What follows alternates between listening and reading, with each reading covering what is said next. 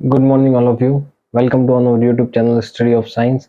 जैसा कि हम अपने पिछले वीडियो में अपनी डेफिनेशन की थी हमने, और नेक्स्ट वीडियो में आगे बढ़ेंगे। तो अब डेफिनेशन है हमारी कि आवेश का केंद्र। आवेश का केंद्र होता क्या है? आवेश का केंद्र ऐसा बिंदु जिस पर समस्त आवेश को केंद्रित माना जाता है उसे आवेश का केंद्र कहते हैं। कोई भी वस्तु या कोई भी चीज हो, उसके आवेश का केंद्र क्या होगा? वह केंद्र, वह पॉइंट जहां पर हम उसके आवेश को केंद्रित मान सकते हैं कि हाँ, कि ये इस चीज का आवेश का केंद्र है, इस पर सभी आवेश को केंद्रित माना जा सकता है, तो उस वस्तु का या उस चीज का आवेश का केंद्र कहलाता है। ये दो प्रकार के होते हैं, एक तो धनावेश का केंद्र और एक ऋणावेश का केंद्र। तो आवेश का केंद्र की ये डेफिनेशन है, आप नोट कर लो। इसके बाद हम आगे बढ़ते हैं।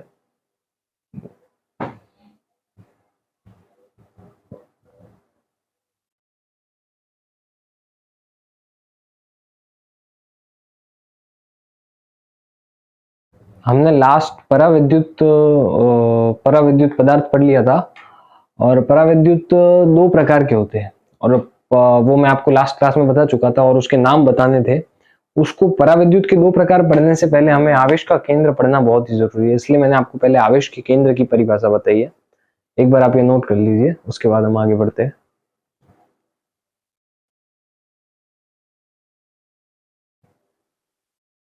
हाँ, तो पराविद्युत माध्यम के दो प्रकार होते हैं, जिसमें से पहला है हमारा ध्रुवीय पराविद्युत। ध्रुवीय पराविद्युत यानी वे पदार्थ जिनके अणुओं के धनावेश तथा ऋणावेश का केंद्र समपाती नहीं है। वे पदार्थ जिनके अणुओं के धनावेश का केंद्र तथा ऋणावेश का केंद्र समपाती, ये बहुत ही इंपॉर्टेंट है, समपाती नहीं हो यानी समान नहीं हो। समपाती आप 10th 11th क्लास में पढ़ा होगा, आप मैथ्स के स्टूडेंट हो तो, कि समपाती रेखा होती है, यानी एक लाइन के ऊपर एक और लाइन उसी लाइन के ऊपर खींच दे तो वो समपाती लाइन होती है, और अगर इसके सामने कोई लाइन खींच दे तो वो समांतर होती है, और अगर इसके ऊपर खींचे तो उसको बोलते हैं हम समपाती। समपाती यानी उसी बिंदु के ऊपर धनावेश का केंद्र और उसी बिंदु पर ऋणावेश का केंद्र नहीं है, समपाती नहीं है, इसलिए वो नहीं है। तो समपाती के जो उदाहरण है वो दो है, ध्रुवीय पराविद्युत के दो उदाहरण है, HCl और H2O। ये दोनों हैं वो ध्रुवीय पराविद्युत के अणु है। ध्रुवीय पराविद्युत है जो कि पराविद्युत माध्यम का एक प्रकार है, उसका अणु है HCl और H2O, उसके उदाहरण है, जिसमें समपाती धनावेश का केंद्र और ऋणावेश का केंद्र समपाती नहीं होते, यानी एक ही बिंदु पर नहीं होते, अलग अलग होते हैं। जैसे कि इसमें हम देख सकते हैं बाह्य विद्युत क्षेत्र की अनुपस्थिति में जो होता है, मतलब यानी विद्युत क्षेत्र आरोपित नहीं है इस अणु पर, जो कि ध्रुवीय अणु है, इस पर ध्रुवीय पराविद्युत का अणु है, उस पर विद्युत क्षेत्र अनुपस्थित है। ये लिखा है बाह्य विद्युत क्षेत्र की अनुपस्थिति में, अणु यानी अनुपस्थिति में, एब्सेंट में। ये पॉजिटिव नेगेटिव, पॉजिटिव ऊपर और नेगेटिव नीचे। जैसे ही बाह्य विद्युत क्षेत्र प्रेजेंट करवाते हैं, बाह्य विद्युत क्षेत्र की उपस्थिति में विद्युत क्षेत्र इस पर आरोपित करते हैं, माइनस एक सीक्वेंस में आ जाता है और प्लस भी एक सीक्वेंस में आ जाता है। इसमें माइनस और प्लस एक सीक्वेंस में नहीं है, बट जैसे ही आरोपित करते हैं माइनस एक लाइन में आ जाता है और प्लस भी एक लाइन में आ जाता है। तो ये हमारा पराविद्युत ध्रुवीय पराविद्युत है, जो कि पराविद्युत का एक माध्यम है। दूसरा इसका हम पढ़ेंगे अध्रुवीय पराविद्युत। तो एक बार आप ये नोट कर लीजिए। समपाती का आप ध्यान रखना सही से, समपाती यानी एक ही बिंदु पर होते हैं।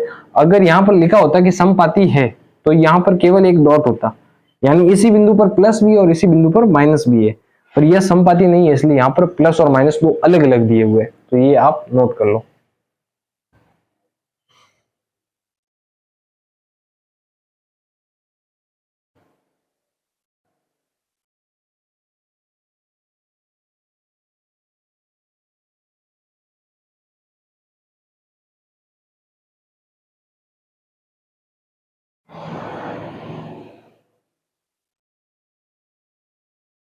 हाँ, तो पराविद्युत माध्यम के दो प्रकार होते हैं, पहला हम पढ़ चुके हैं, और दूसरा है अध्रुवीय पराविद्युत।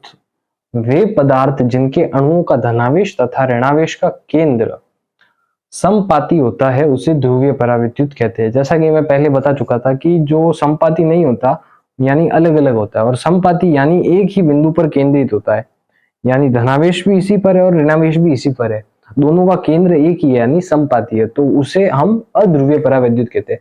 तो ध्रुवीय परावैद्युत किसे कहते हैं? जिसका धनावेश का केंद्र तथा ऋणावेश का केंद्र समपाती नहीं हो यानी अलग अलग हो। और अध्रुवीय परावैद्युत किसे कहते हैं? जिसके धनावेश का केंद्र तथा ऋणावेश का केंद्र समपाती हो। तो जब इसके उदाहरण भी है कुछ, एक तो H2O2 और CO2, तो ये इसके उदाहरण है, आप नोट कर लेना। और बाह्य विद्युत क्षेत्र की अनुपस्थिति जो होती है, यानी जो हमारा नॉर्मल रहता है जब अध्रुवीय परावैद्युत जिस पर विद्युत क्षेत्र आरोपित नहीं होता है, तब इसके धनावेश का केंद्र तथा ऋणावेश का केंद्र एक ही होता है। जैसे ही हम इस पर बाह्य विद्युत क्षेत्र उपस्थित करवाते हैं, यानी कुछ इसको धारा प्रवाहित करते हैं, इसमें से करंट देते हैं, तो इसके धनावेश का केंद्र और ऋणावेश का केंद्र एक सीक्वेंस में आ जाता है, एक लाइन में आ जाता है, अलग अलग हो जाता है। तो ये है परावैद्युत माध्यम के दो प्रकार, ध्रुवीय परावैद्युत और अध्रुवीय परावैद्युत। आप दोनों नोट कर लीजिए।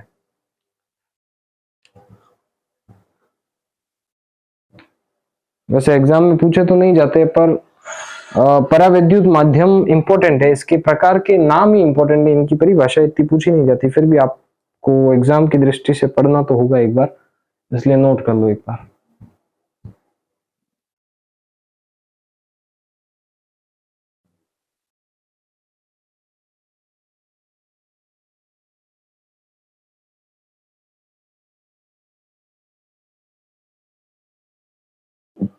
हाँ, तो परावैद्युत भंजन बहुत ही अच्छी डेफिनेशन है और बहुत ही सिंपल है, जिसे आप एक झटके में याद कर सकते हैं।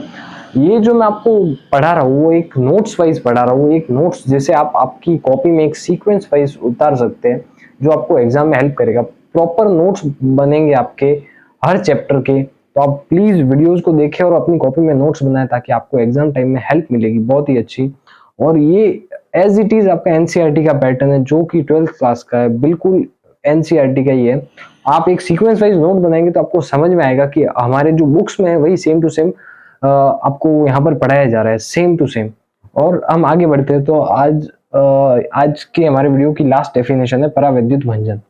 परावैद्युत भंजन, यदि परावैद्युत पदार्थ, यानी परावैद्युत पदार्थ आप जानते होंगे किसे कहते हैं।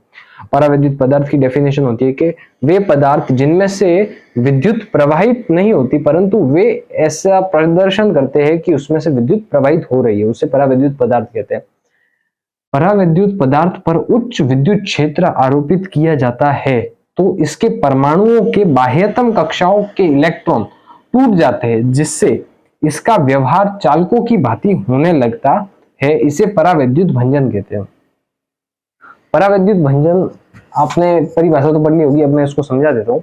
यदि परावैद्युत पदार्थ पर उच्च विद्युत क्षेत्र, कोई पदार्थ है परावैद्युत, उस पर एक नॉर्मल विद्युत क्षेत्र से उच्चतम विद्युत क्षेत्र, यानी बहुत ही ज्यादा मात्रा में विद्युत उसमें आरोपित की जाए, विद्युत क्षेत्र उस पर आरोपित किया जाता है, तो इसके जो परमाणु होता है, इसका जो परमाणु होगा उसके बाह्यतम कक्षाओं में जो होंगे इलेक्ट्रॉन्स होंगे, ये इसकी बाह्यतम कक्षा है, बाह्यतम कक्षा है, इलेक्ट्रॉन होंगे।